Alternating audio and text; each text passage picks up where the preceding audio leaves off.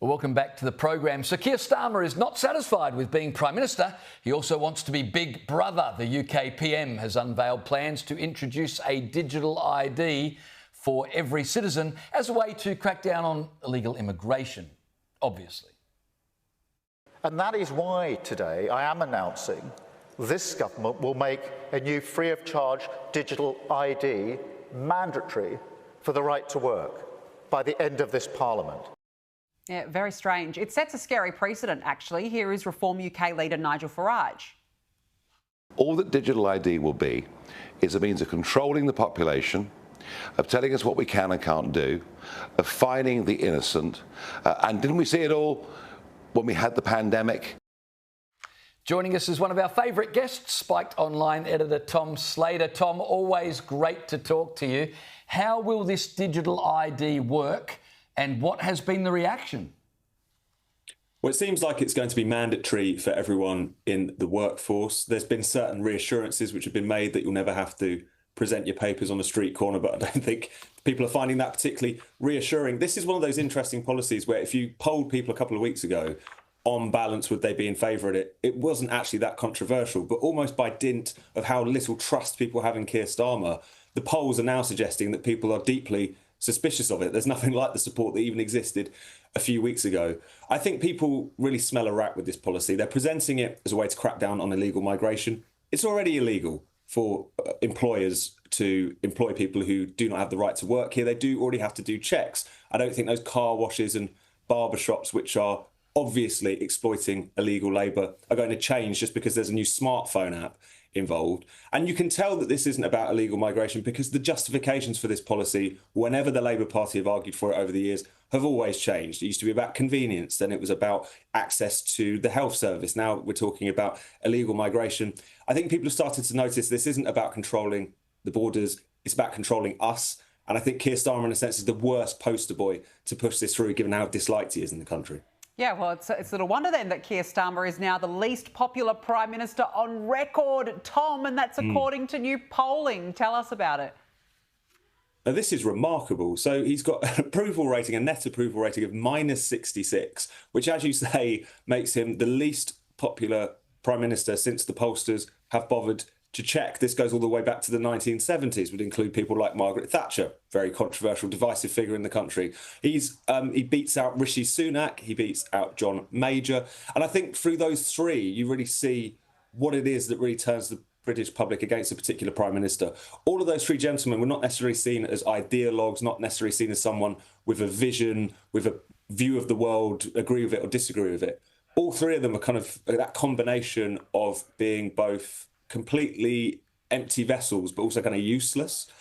You know, people who claim to be technocrats and good governors of the country, but at the same time, all of these crises seem to be enveloping them. So Keir Starmer is a uniquely unpopular figure, and yet at the same time, he's so kind of boring and milquetoast. It's a hell of a combination he's managed to pull off. The only thing worse than being unpopular is being uniquely unpopular, Tom.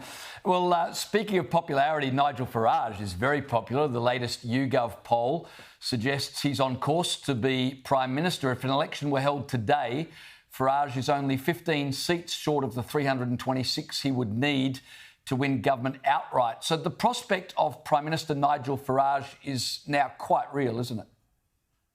Oh, no, absolutely. And this poll is really confirming what we've seen in the general kind of headline polling in recent months, where you've got Reform on about sometimes high 20s, oftentimes now low 30% in the polls.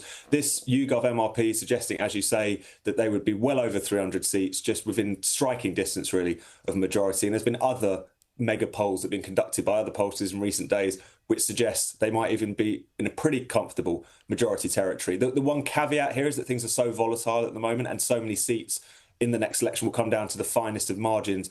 These things are quite difficult to predict. They come with a pretty heavy health warning. But this is still absolutely remarkable. This would represent Labour's worst loss since the 1930s. They would lose 2/3 of their seats. That was worse than they fared under Jeremy Corbyn. Really terrible for the Conservatives, also, who would be potentially pushed into fourth place. And for Reform, this would be a party going from having a handful of MPs at one election to gaining in excess of 300 extra seats. That has never happened in one election cycle in British political history. So really speaks to the mood of the country, the desire to smash up the two-party system, which has failed people so miserably, and the sense that for the moment at least, Nigel Farage is setting the political weather and tapping in to that desire for change in the country. Yeah, look, it's extraordinary how well he's polling, but also I feel like it's not surprising given that there is clearly a mood for change across the UK. Now, gee, Tom, I've got to talk to you about the perpetually outraged. They're now coming after the phrase "come on, lads." Football Association Berks and Bucks has claimed it's an offensive term that players should avoid and be replaced with more inclusive language such as "come on, team" as a gender-neutral alternative. I mean, look, Tom, and this isn't even the worst bit. The association claims the word "a linesman" is offensive and should be replaced with "assistant referee." Where does it end? Seriously? I mean, this is the Football Association looking after Berkshire and Buckinghamshire. The idea that this is something that should preoccupy them is so funny. The fact that there is this attempt to kind of voice political correctness, even in the realms of life where we know are very politically incorrect, the world of football, the world of sport in general, they just can't stop. And I mean, luckily now these things get reported, people laugh at them. But the fact that all this nonsense persists, even though the public don't really want anything to do with it, you wonder where they found this person who drew up this policy. I think it just shows that this stuff is silly, obviously, but at the same time, there's a sense in which it represents that just killjoy tendency which still exists within certain parts of society, which is going to be quite difficult to dislodge, even though it feels like the tide is turning on a lot of these issues in many ways. Well, Tom, it is totally ridiculous. I'm just wondering how they enforce this. I mean, having given this edict, it is not right to yell out, "come on, lads." How do they enforce it if the soccer hooligans use the term lad? Do they get dragged off by the police? The way the UK is going, that probably wouldn't surprise.